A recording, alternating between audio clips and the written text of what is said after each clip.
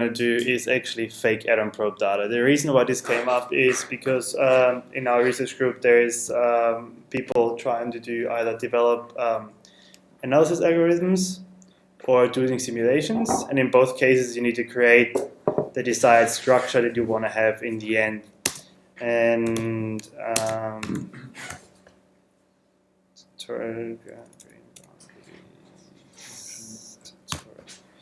and in the end, what you need for that is actually need to know what you want to simulate, what the structure should be, of course, and what the boundaries should be.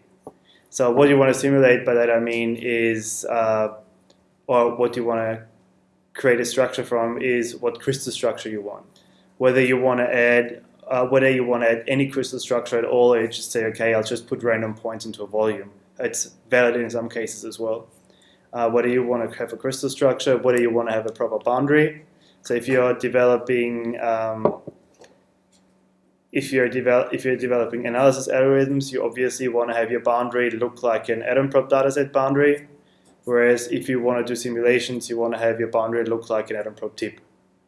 And by having it look like an atom probe tip, you might want to start with a reference. With a reference image of a field operation and form, something like that, and it gives you a pretty good idea of, in the end, what you would like to have. I have not practiced this tutorial for this at this time, so we'll run into all sorts of troubles along the way, but I think that's fine. That's just the nature of things. Anyway, so what we need for that is we need the boundary of what we want to simulate, the internal structure, and we need a containment test that tells us what's inside and what's outside. And if we want to do something like a grain boundary or something similar, we need a reference distribution, because then we need to assign probabilities whether a certain atom is A or B or C or whatever. Usually will just be binary systems, so we'll have atoms A and atoms B, or matrix atoms and solid atoms. And we will actually start with random points. So the first thing, let's say you want to simulate having an atom probe tip for simulation. So the first thing we would do is actually create the tip shape we want to model. So we would go and find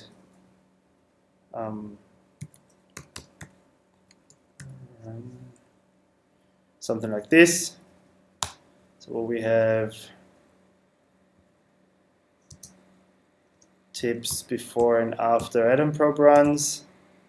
This is just TM image of an atom probe tip after atom probe run. I pretty regularly did that depending on what sort of material I was working on. What this is actually an aluminium alloy, so you can see some T1 plates and some other, I forgot what the other precipitates were, but that's what an atom probe tip looks like after a run. And you will always typically see that you've got the end radius on the top here. You've got a little bit of sharper radius going into the shank, and then you've got the shank angle. And this would sort of give us a starting point for the simulation. So let me just create a folder,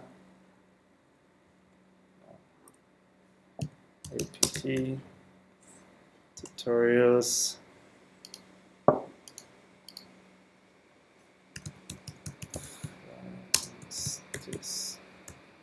Distributions.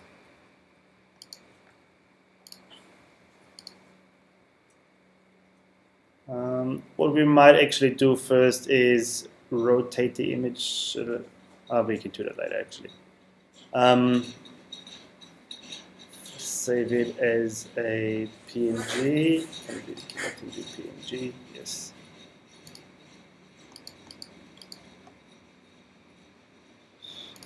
Tutorials. And by the way, I will later then throw up all the data we've created here so that you can use it. Maybe not the image though, because that was from a commercial project, so they might not be happy, even though if you don't know what it is. Anyway, and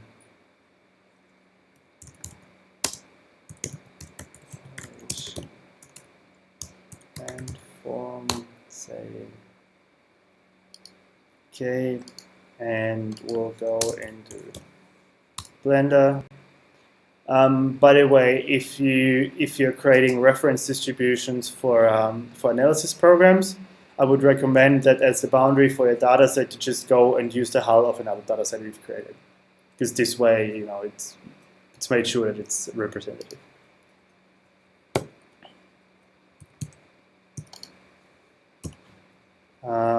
And then if you go into the side drawer here, what you will find is background images.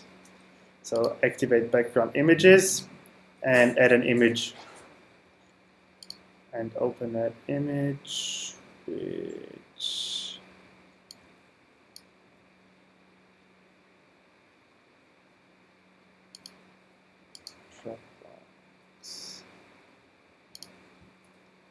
Dropbox research. Dropbox research.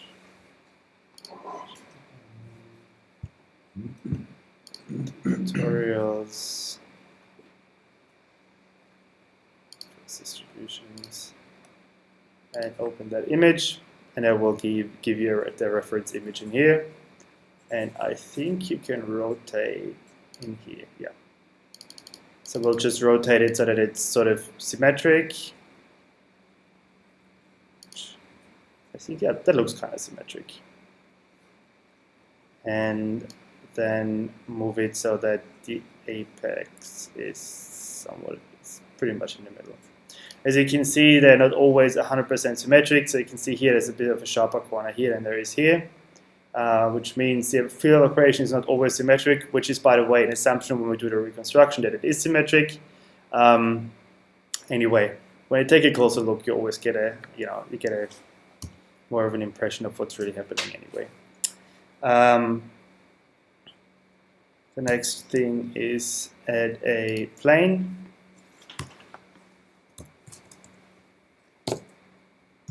And then essentially any object would do. A circle would maybe even do a better job, but we'll do it by hand anyway, so it doesn't really matter. And we'll delete all vertices but one, and grab that vertex and use it as a starting point. And then just go and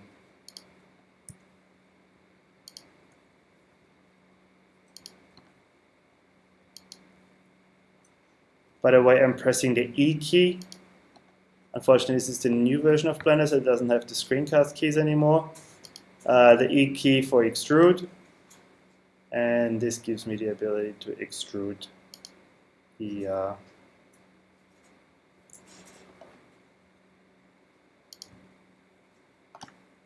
vertex. And that should be fine.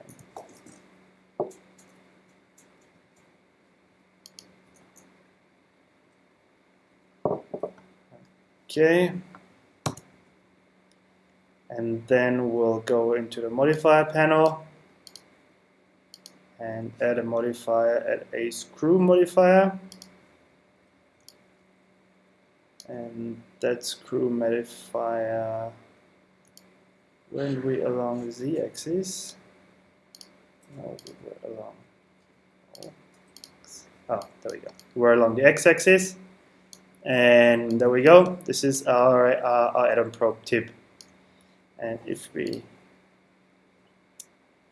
now go into and have the wire mode drawn, of course, you can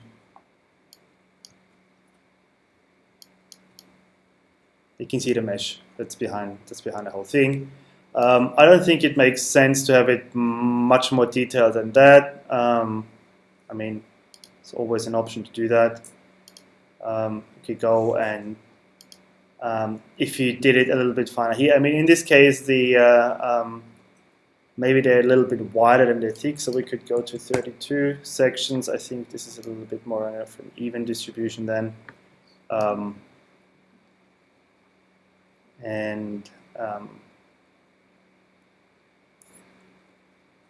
Later with modifier. So I'll just duplicate, Shift D, duplicate the object so that we have a copy of the object in its original state, just in case something goes wrong. and in this case, apply the modifier. Just move that one on a second layer. Apply the modifier, and then go and remove. So you can go and remove doubles. And the reason for that is that I'm not 100% sure whether it actually merged the vertices that it needed to merge at the top. No, it didn't. So there's got to be a seam somewhere. So if I go and remove doubles, it would say somewhere how many 0 vertices.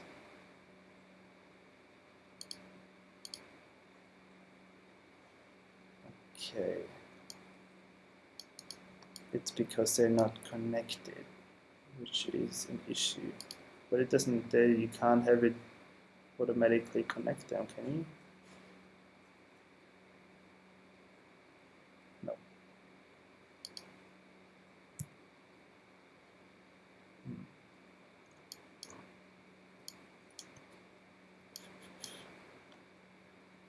Okay. Next step is to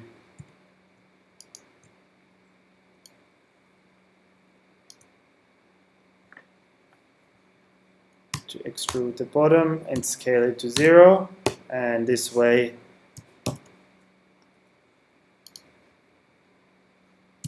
we've created a solid bottom as well. But now it's not closed up. There's a seam somewhere.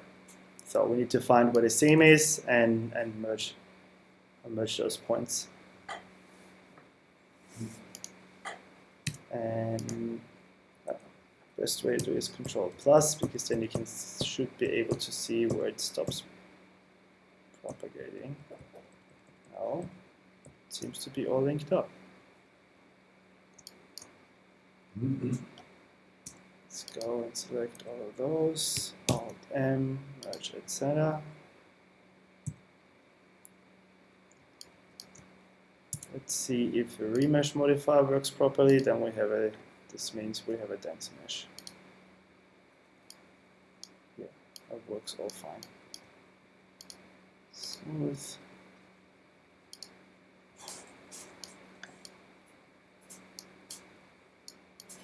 Okay, we'll just keep the mesh from the remesh modifier. Only reason being that that's a guarantee to be a manifold. So we know that there's not going to be any flaws in the mesh. Can even make it a little bit finer, but it's not really necessary.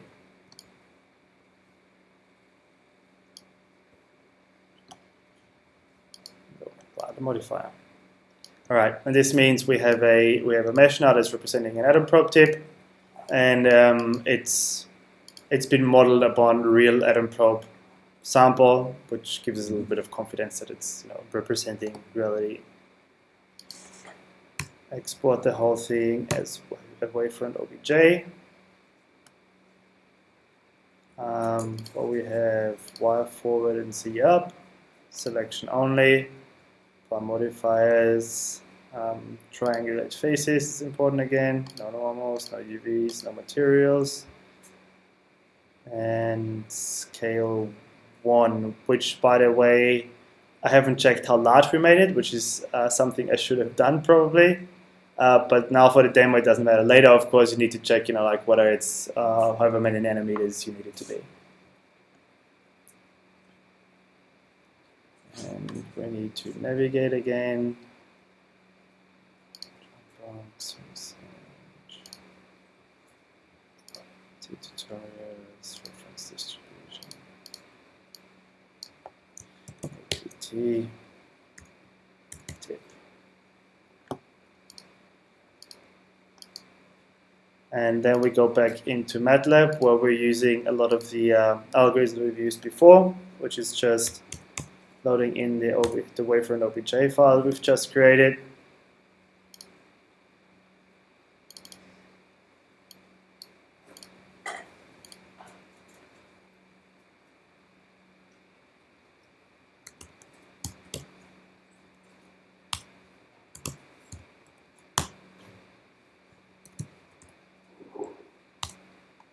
if we have a look at it, it should actually properly display. Yeah, so we actually made it really, really small. So you can see it would be a tip 4 by 4 nanometers. I don't think we very often are able to produce a tip about that size. But anyway, it's a good example. And then you of course need to have a look whether you want to have a certain whether you don't care whether the atoms are just randomly distributed. If you do an analysis development, you wouldn't care whether you actually capture the crystal structure or not, because it's not usually part of your analysis. If you do field evaporation simulation, of course you would care. And if you don't care, all you do is just create a random distribution, which means the positions are random points, and we want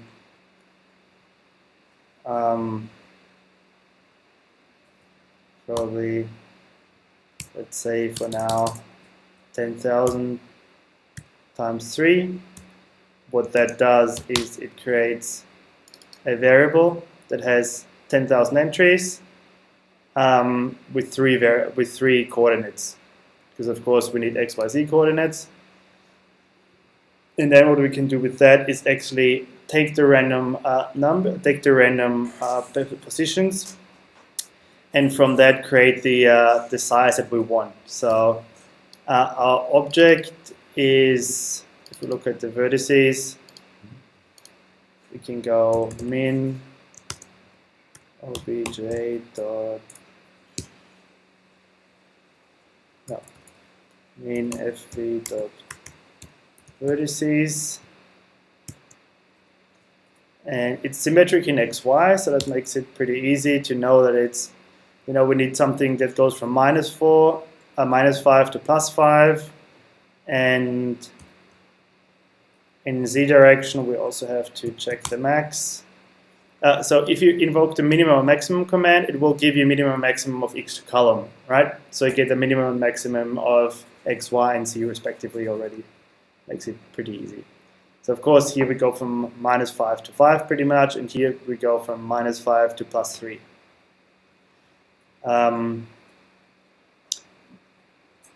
Which actually means that we should probably just move our tip so that the highest z coordinate is 0, which is just fv dot vertices equals fv dot vertices minus 3.4284. And if we now go, of course it already, and display the patch, you will see that this highest z coordinate is actually 0, right? Just makes it a little bit easier with the coordinates. Which means for x and y, we'll go pause. Since it's the same thing for x and y, we want all columns and all rows and columns 1 and 2 should be whatever they were before,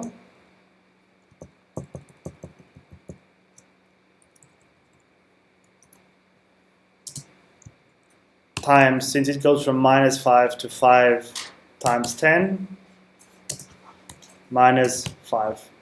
Okay, does it make sense? It means we're blowing up the x and y coordinates 10 times, because we have 10 nanometer range pretty much, and then pulling it back by 5 nanometers so it's properly centered. And for the z coordinates, we just need to make them, okay,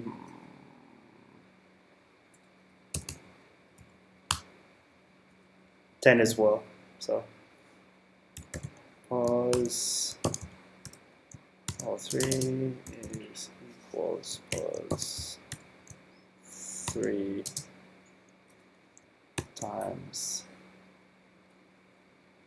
10 minus 10, so that it starts at 0. And if we now go and plot the patch and the points with it, we should see that they match properly. Hold on, scatter 3.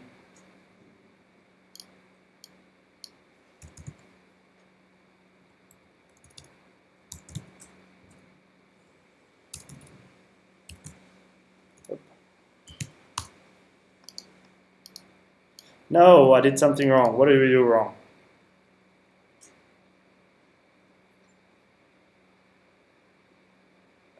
X and Y are not centered actually. With C we're doing alright, but with X and Y we are not centered. Did we not create that whole thing centered? That's odd. Should be centered.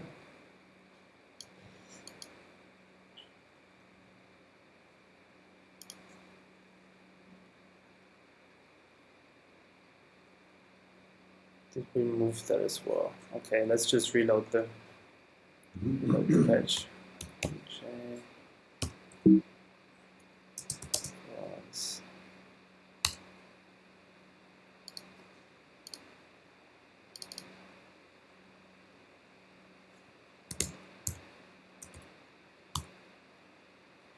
We're done.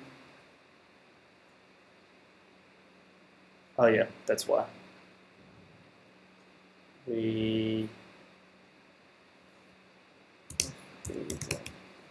vertices equals obj.vertices, and now if we go and drop the patch, I don't know why I did this abstraction. Oh, this abstraction was only supposed to be in Z, but I did it for all 3 coordinates. That was stupid. Okay, so vertices.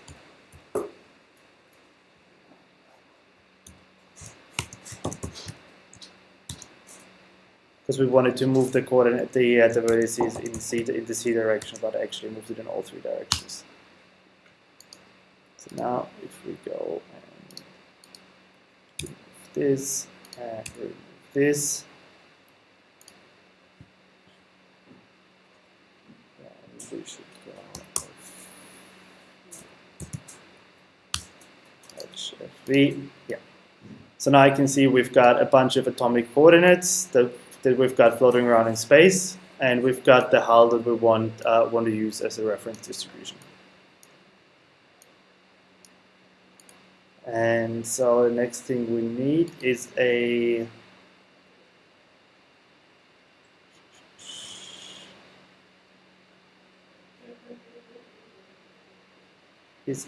program called in-hull, which is we'll just download the one that's here. So if you just go on a MathWorks file exchange, there's a lot of really useful stuff on there, and we can just get a containment test there.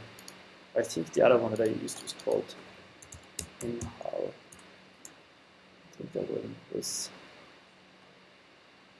Oh yeah, so you find a couple ones. So this is since this particular case is actually convex, we might just use the one for a convex case. This is, of course, if you have a general shape, you can't use a convex containment test. But there's one here, for example, it works for any polytope, which means like it can have undercuts and other things, and probably even if it says polytope, then it should also be able to take it if it's something that's been twisted, so it's got self-intersections and whatnot. Anyway, we'll start with the first one here. It seems to be rated pretty well by other people, so I assume it works.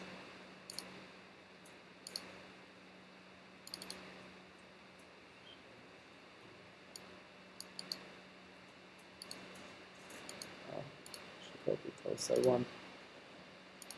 Close that one.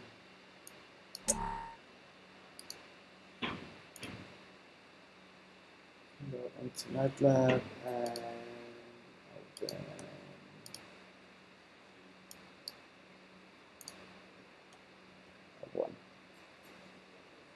So let's just have a look how the thing works. In test points X, Y, Z. Okay, so actually you don't need to pass it a tessellation in this case because it would just create a convex hull. For the set of points that you pass. So if I would go, if that was concave, you obviously can't do that. Which makes it pretty easy to use. So n equals n hull.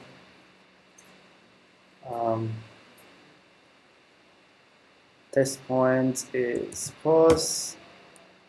XYZ is FB dot vertices,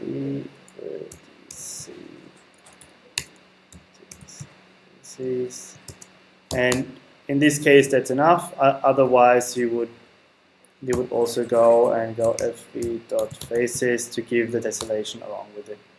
Should give the same result in this case. And if we go and create a new figure, then we can go and make a scatter plot of the position. So now we want all atoms that are in.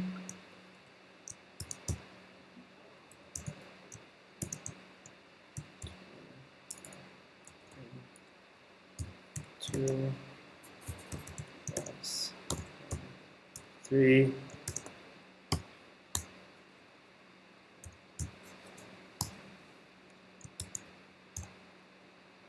And x is equal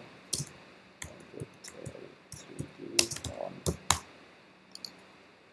Now you can see that our random point cloud has the shape of the hull that we gave it before. Of course, this wasn't a lot of points, so. What was the K point command? What was the K point command? This means the K in the point means that display every point as a point and not as a circle, and the K stands for black. So now with 100,000 points,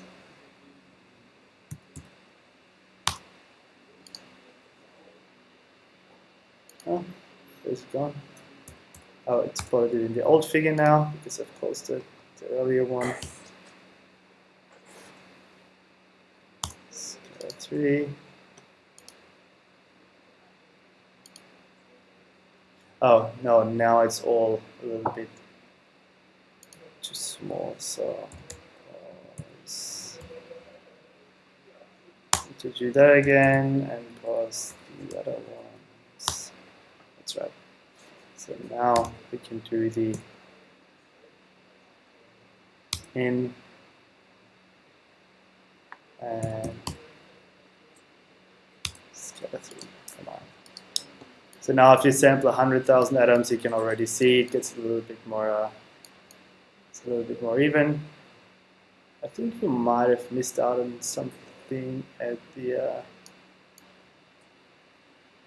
borders that doesn't look quite right. Okay, since I haven't tried that algorithm, I don't know if it comes from the containment test algorithm or not. But just check if you've got the right containment test algorithm and if it does it properly. No. X is equal. I think that might be the issue. No, just clipped it for some reason. It just clipped it. I have no idea where the clipping came from. If you want to create a nice atom probe model, for example, to show people what the atomic roughness looks like, of course you would need a crystal structure. You wouldn't see that if it's just random points.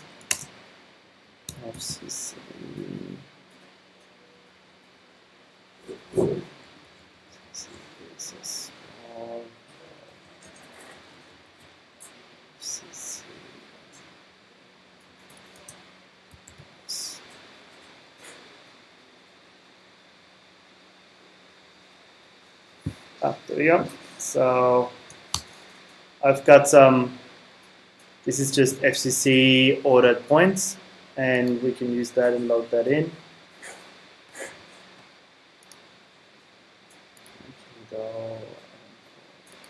equals read pos, so we'll just read in that file, which I can, well, it's a little bit larger than the usual files, so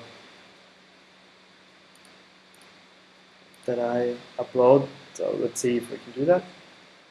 Anyway, so if you know, go and yeah, 3 pos file. Oh, it's already precipitated.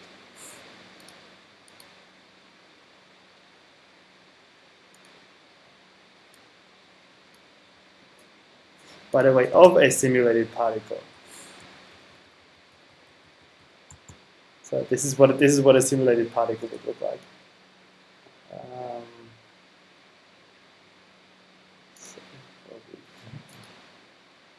I know I have simulated FCC structures somewhere. FCC.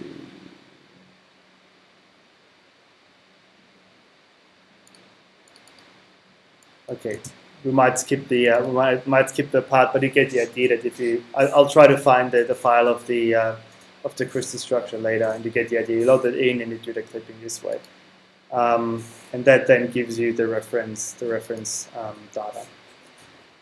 But of course, this is only for the outline, and then you might want to have some sort of distribution in there, like when we worked with the artificial phase boundary or artificial grain boundary. You want to have some sort of distribution there that you then later, of course, your algorithm tries to reproduce. And to do that, we'll just quickly go through the create reference distribution file that I've created. Synthesize reference distribution, because of course all the commands are already in there, and you can come up with your own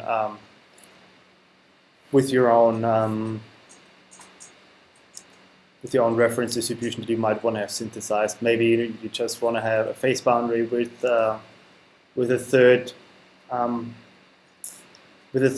species being having some excess at that phase boundary or something along those lines, just to test your algorithms on unknown reference distributions.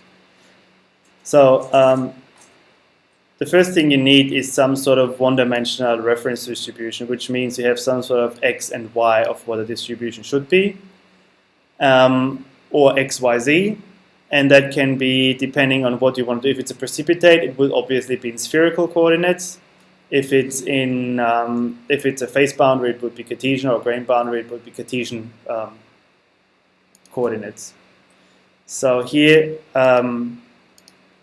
we'll start with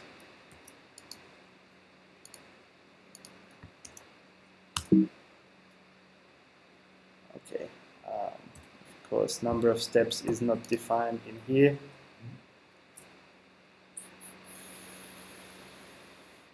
Okay, we'll just go through it in here then.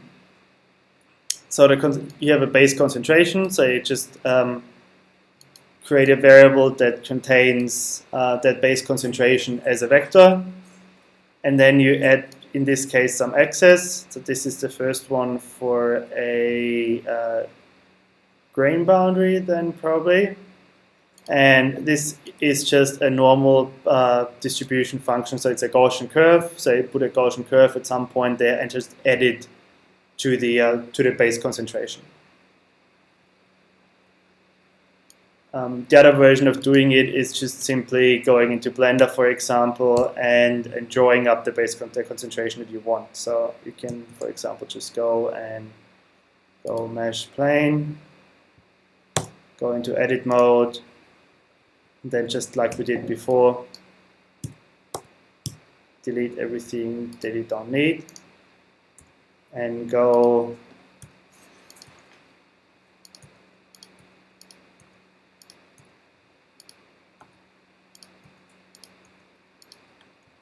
if you want to create something weird shaped, then that's just as valid as doing it the way we're just doing it in MATLAB, and then you use an OBJ to load the x and y coordinates over into MATLAB and use that as your reference distribution.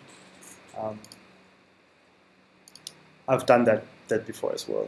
Anyway, so just add your access, and I've just added a factor here so that you can, create a couple of grain boundaries with different access levels, just to check for different levels. And here this is for a grain boundary, and then for a phase boundary, you just add a step function where left of the step function everything's 0, and right of the step function everything is a certain concentration. Then you have your grain boundary concentration. You've got your phase boundary concentration. And then pretty much the only thing that you need to do is, and in this case, of course, there's also a spherical precipitate, and then you do it in spherical coordinates. So you just create a one-dimensional reference distribution just with the others, but later when you calculate for each atom you roll the dice pretty much for each atom whether it should be A, B, or in this case just A or B. And that gives you the partition between which atoms out of your base distribution. So you still grab your base distribution here, and for each one of those, for each point in the base distribution, you calculate the probability of whether it should be A or B, and then you roll the dice, and depending on whether the random variable is above or below the percentage number that you defined as a cutoff, it becomes A or B. And in this case, of course, in spherical coordinates, and it gives you your reference distribution. And that's pretty much all it needs to create that reference distribution. If you, by the way, would like to create reference distributions for a simulation based on what we did just here, what I need to do is not, so here we've got the synthesis of the position data. In this case, you would not use that, but what you would rather do is you would use atomic positions that you've created that way that we used before to punch out a certain point cloud from a hull and use that as a reference distribution that you can feed into the references. And I've got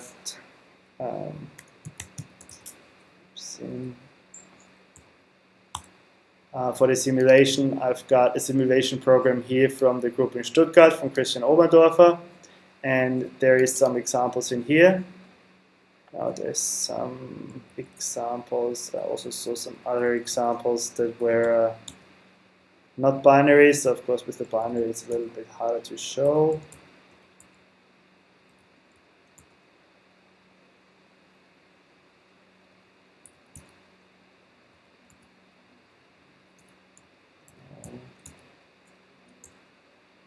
There was some examples in here. Is that just?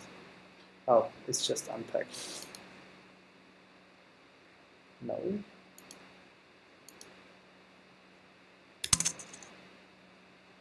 Okay.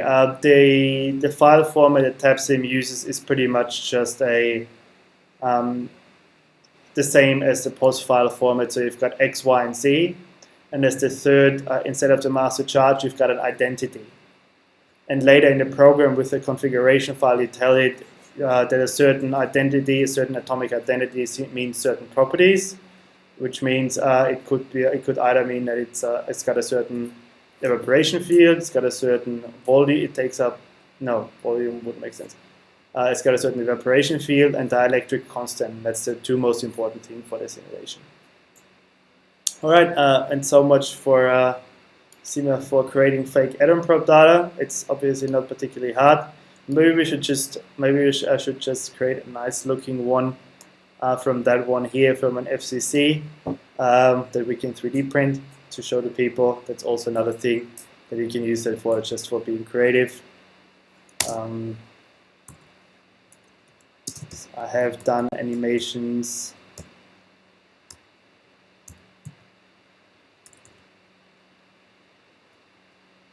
I've done animations on things like surface diffusion.